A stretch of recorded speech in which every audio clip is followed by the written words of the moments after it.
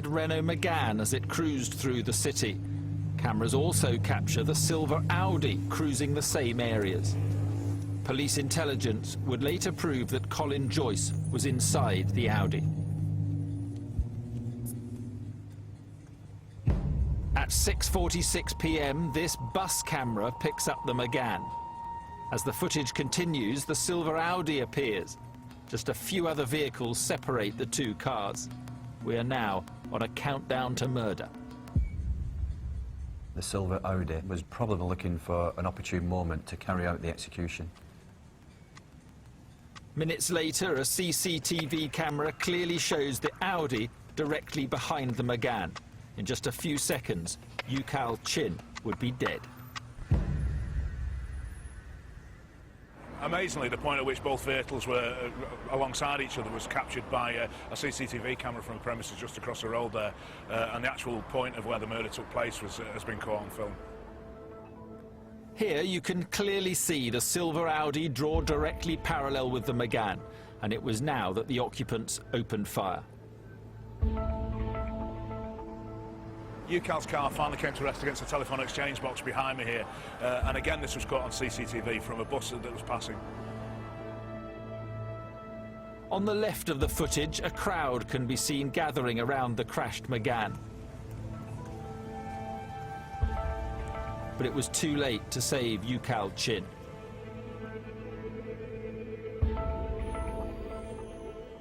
When I go in the hospital, he was laying on the bed. I see his feet as he reaching, and I was dead there over him, hugging him, but they crying. My mum was trying to wake him up. I'm like, you can't wake him up, Mum. But she was still shaking him. The doctors were like, he's not getting up. And that was the last time I seen him. Gooch's killers had raced away from the scene of the attack, but CCTV cameras were once again able to track the vehicle. We knew which way the vehicle had gone following the shooting from witnesses. We picked up snippets of the vehicle and were eventually able to plot it right across Manchester city centre, right the way up into Cheetham Hill for about 30 minutes. At this point, the car disappeared from sight, and police believe it was probably taken to a breaker's yard and scrapped. However, there was an important breakthrough. A member of the public wrote down part of the car registration number, which was absolutely vital for us, because using the Police National Database for vehicles, we were able to confirm the registration number of that vehicle. The Police National Computer, or PNC as it's commonly referred to, has become a crucial online aid to criminal investigations. Advances in technology now allow police to search for vehicles using only a partial number plate. And the PNC managed to trace the silver Audi used in the attack. It had been purchased in Luton by members of the Gooch gang some 5 days prior to the attack and driven north from Luton to Manchester, where it was stored in Cheetham Hill. Although Joyce and Amos were still officially under supervision by the authorities, in reality, they'd gone on the run. 6 weeks after Gooch Chin's assassination, the Gooch gang were about to strike again. And this time, it would be an even more shocking crime. The fact that these individuals have attacked a funeral, I think is unheard of. I don't think not only in Manchester but in criminal history in the country. Gooch Chin was shot and killed in June 2007 as he drove his car through the streets of Manchester.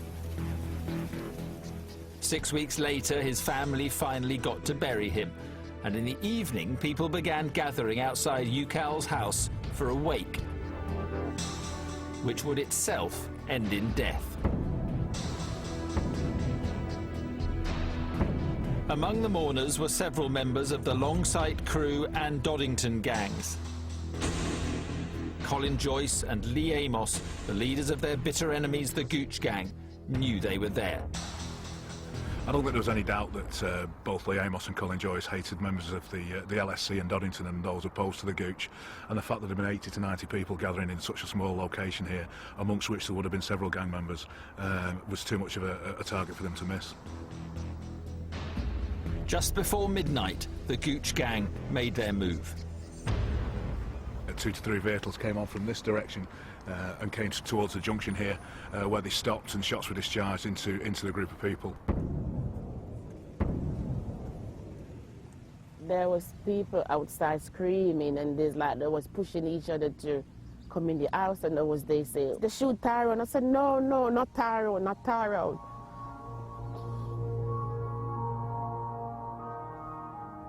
Tyrone Gilbert was 24 and about to become a father for the 4th time. Tyrone was near the front of the close and received a fatal wound to his side. He actually managed to run down to the bottom of the close before he collapsed and subsequently died from his injuries. It's just amazing, really, that there weren't more fatalities with the amount of people that there were about. It says a lot to me that they could go past a wake and shoot into an open street with women and children. They were just unbiased in who they caught with these bullets. It's just a case of, I think it comes down to they've got no self-respect, so they have no respect for the life of other people. They have no value on life, so anyone's for the taking. Detectives now had a second drive-by shooting to investigate. And they needed to move quickly to prevent any more bloodshed. CCTV evidence would again prove vital. It showed the murder vehicles moving into position on the night of the shootings. You can only imagine what the adrenaline must have been like in those cars as they came on to attack the funeral, knowing what they were going to do. The vehicles used in the murder included a Honda Legend and a blue Audi S4. Intelligence proved that both Lee Amos and Colin Joyce were together in the blue Audi at the time of the murder of Tyrone Gilbert. Both vehicles fled the scene and the Audi was never seen again. But police did recover the Honda Legend. It had been abandoned 2.5 miles away in Burnage. This is the car that the killers fled from, now stored in a police compound in Manchester. There's quite a significant amount of both ballistic and forensic evidence recovered. In fact, you can see in the door frame here where a bullet has passed through, where one of the assassins has been sat in the seat and discharged his weapon through the window. The vehicle itself had been disguised somewhat by having the rear windows blacked out. Some of this material has been removed now in an attempt to recover fingerprints. The rear window is still blacked out, however. Quite a lot of the evidence within the vehicle was key in securing convictions on a number of the individuals who stood trial with Joyce and Amos. Police were about to get their next major breakthrough in the investigation. A balaclava was found snagged on barbed wire near the scene of the abandoned Honda Legend. Officers now turned to forensic science in their efforts to solve the case. The Forensic Science Service assists over 120,000 police cases every year. Often it is a forensic scientist working diligently out of the spotlight who provides the crucial pieces of evidence in an investigation. And the recovered balaclava certainly held some secrets. Being a balaclava, there's a high likelihood of saliva being transferred from the person wearing the balaclava. We test for the presence of saliva using a test paper which will change colour from white to blue.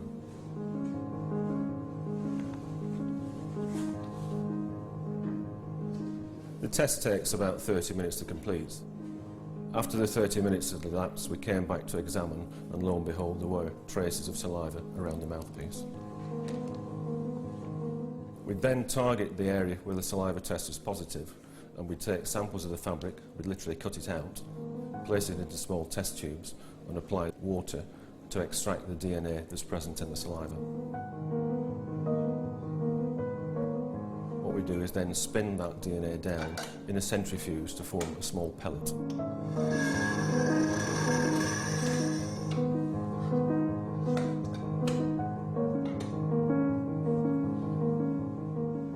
pellet extracted from the balaclava was sent off to be analysed at the National DNA Database in London. Set up in 1995, the database currently holds the records of around 5 million people. 30,000 samples are added to the database each month, taken from items recovered from crime scenes and police suspects. The DNA pellet came up with a match. Aaron Campbell was a prominent member of the Gooch gang, with convictions for violence and drug-related offences.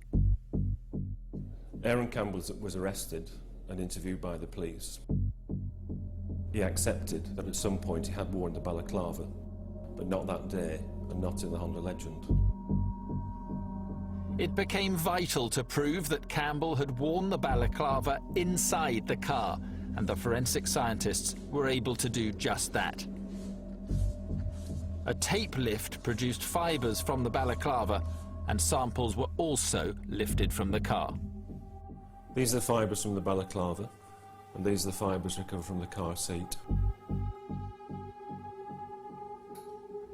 Minuscule identical microfibres were found on both samples, proving the balaclava had been inside the Honda Legend. To give some idea of the size of the fibres, the individual fibres are perhaps a 25th of the width of a human hair. The wearer DNA belonging to Aaron Campbell linked him to the balaclava. It also linked him to the Honda Legend, and as we know, the Honda Legend was linked to the drive-by shooting of Tyrone Gilbert. Forensics had tied the Gooch gang to another murder. Tyrone's death has devastated the family. Mum was a strong person, but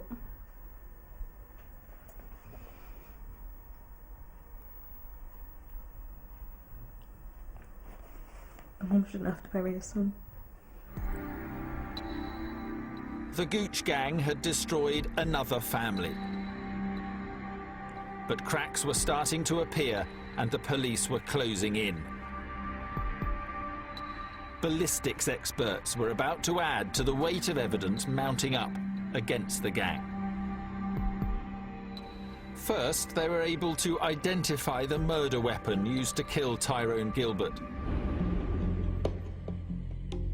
This is the actual bullet that killed Tyrone, recovered during the post-mortem. Once again, microscopic analysis revealed its source. The bullet recovered from Tyrone Gilbert was fired from a revolver similar to this Colt revolver here.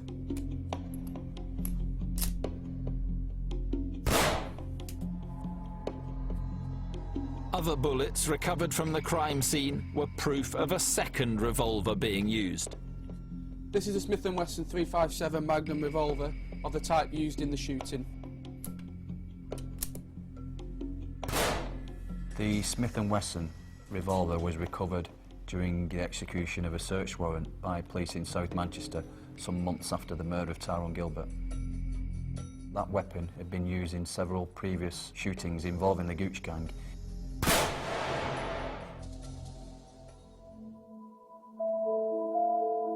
Colin Joyce and Lee Amos were on the run, but they and the rest of the Gooch gang were now having every aspect of their lives investigated by officers. And police now found evidence linking Joyce and Amos to the second murder vehicle, the blue Audi S4.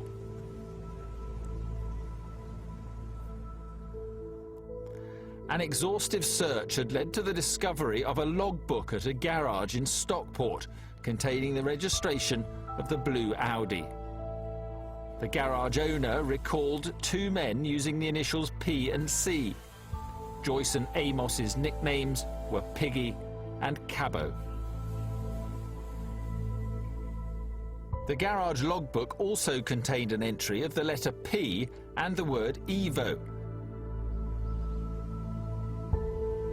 And police had surveillance footage of Colin Joyce getting into and driving away a Mitsubishi Evo. They also obtained a photo from the same observation point, taken by a suspicious